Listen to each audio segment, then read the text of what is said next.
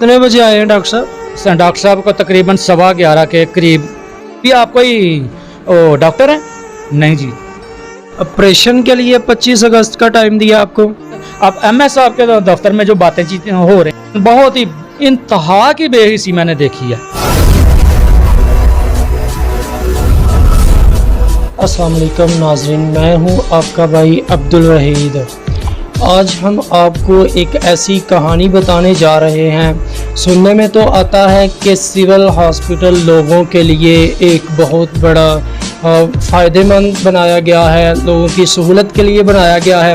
लेकिन आज यहाँ पर एक सहूलत नहीं बल्कि सिविल हॉस्पिटल को सहूलतकारों के लिए बनाया गया है, हम कहना चाहेंगे।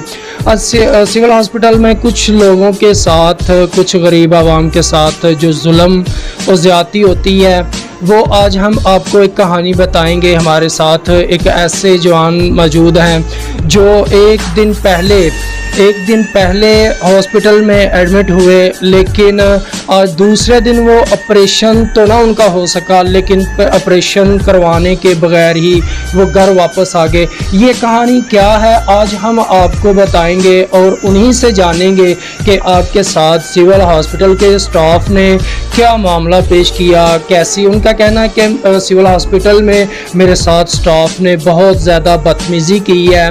जबकि स्टाफ को पूछा गया कि मेरा ऑपरेशन कब होने वाला है, मैं काफ़ी देर से इंतज़ार कर रहा हूँ, 2 दिन से भूखा हूँ, मैं एडमिट नहीं हूँ, लेकिन मेरा ऑपरेशन नहीं हो सका, इसकी वजह क्या है? आइए नाजरीन हम आपको बताते हैं, उन्हीं से पूछते हैं कि civil hospital Pasrur, THQ hospital Pasrur में उनके साथ क्या मामला पेश आया। आइए हम जानते हैं। जो मामला तुहाडे नाल सिविल हॉस्पिटल च पेश आया है, किस बिना ते आया और तुसी किदों चैकअप करवाया सी ते किदों एडमिट होए तुसी हॉस्पिटल दे विच?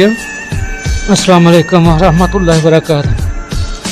जी भाई साहब, सिविल हॉस्पिटल पसरूर से मेरा लिंक हो गया। मैं पता चला कि सिविल हॉस्पिटल पसरूर बहुत अच्छा बन गया, नई बिल्डिंग बनी है, बड़ा अच्छा इंतज़ाम हो गया, बड़े अच्छे डॉक्टर हैं, बड़ी केयर करते हैं वगैरह वगैरह। चलो हमारे गांव के पास है, हमारा अपना हॉस्पिटल है, ये सोच के मैं भी चला गया। मुझे हर्नियों का वैसे वो प्रॉब्लम था, अभी भी जो कि है। कोई तकरीबन आज से कोई 1.5 महीना पहले मैं हॉस्पिटल गया हूँ चेकअप के लिए, पता चले कि बीमारी क्या है, मुझे प्रॉब्लम था।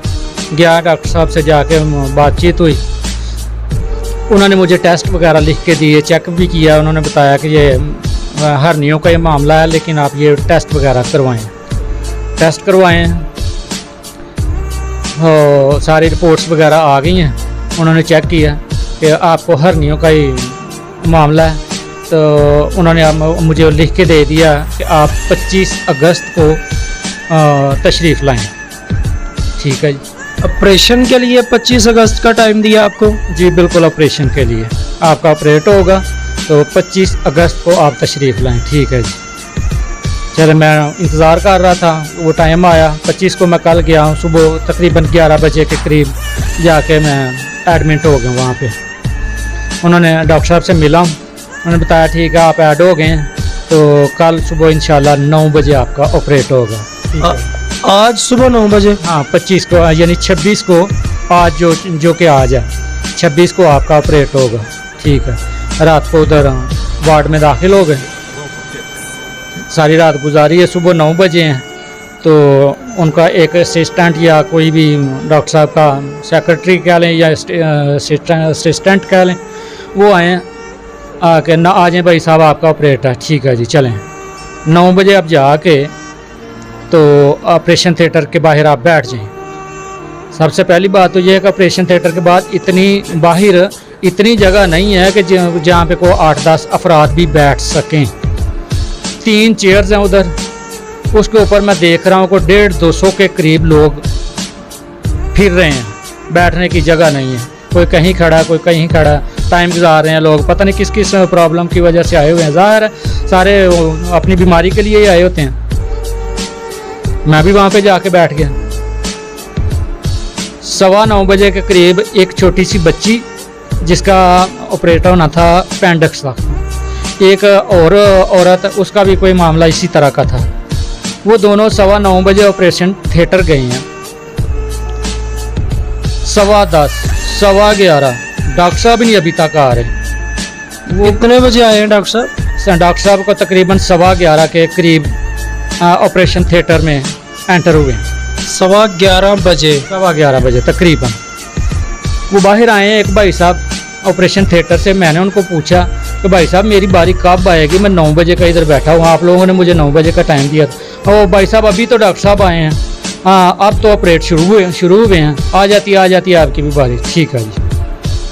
11:15 से साढ़े ये स्टाफ का कहना था? स्टाफ का 11:30, 11:45, 12 बैठ के, क्योंकि मैं रात को तो वहाँ पे अकेला था, तो सुबह मेरे का फैमिली पर्सन भी वहाँ पे आए हुए थे मेरे साथ, जिनमें ज़्यादा लेडीज़ ही थी, 4-5 लोग थे मेरे फैमिली पर्सन।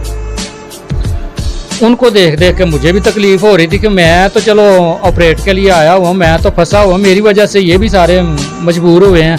खड़े हो के जगह तो बैठने के लिए है ही नहीं, उधर गली में कोई हॉल वगैरह हो, कोई जगह ऐसी हो कि जहाँ पे चलो बंदा कम से कम बैठ के थोड़ा वेट कर ले, कोई टाइम गुजार ले।